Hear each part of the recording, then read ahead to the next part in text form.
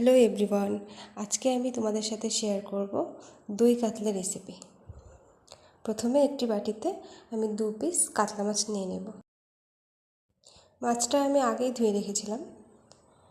এরপর এতে দিয়ে দেব অল্প একটু নুন, আর দেব অল্প একটু গোলমরিচ গুঁড়ো, আর সাথে দেব একটু লেবুর রস। এখন এটিকে ভালো করে মেখে কিছুক্ষণ রেখে দেব। মেখে নিলাম। এখন এটিকে সাইডে রেখে মিক্সার জারে নিয়ে নেব 2 চামচ টক দই, আর দেব অল্প কয়েকটা কাজু বাদাম, দিয়ে ভালো করে পেস্ট করে নেব। এখন একটি প্যান বসিয়ে তাতে দিয়ে দেব সর্ষের তেল। গরম করে একটা একটা করে মাছ দিয়ে দেব।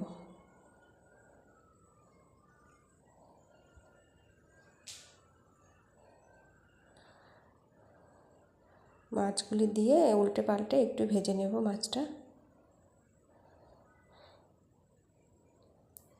এই তো আমার এখানে মাছ ভাজা হয়ে গেছে, আমি নামিয়ে রাখলাম। আবার মাছ ভাজার সেই প্যানটাতে আর একটু সরষের তেল দিয়ে গরম করে এতে দিয়ে দেব গোটা গরম মশলা,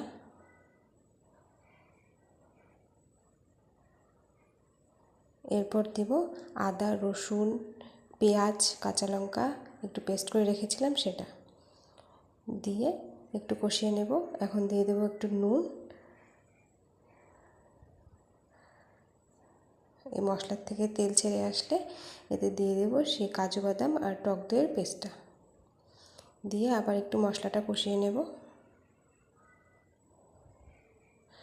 এখন এতে দিয়ে দেব পরিমাণ মতো জল। জল দিয়ে একটু নাড়াচাড়া করে কয়েকটা চেরা কাঁচা লঙ্কা দিয়ে দেব। এখন এটিকে কিছুক্ষণের জন্য ঢাকা দিয়ে রেখে দেব। কিছুক্ষণ পরে ঢাকা তুলে একটু নাড়াচাড়া দিয়ে এতে দিয়ে দেব ভেজে রাখা মাছগুলো।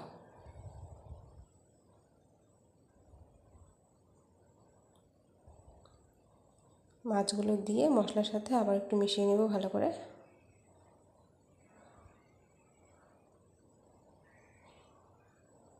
এই তো মাছটা আমার হয়ে গেছে। এবার একটা বাটিতে নামিয়ে এর উপরে দিয়ে দেব অল্প একটু গরম মশলা গুঁড়ো আর 1 চামচ ঘি।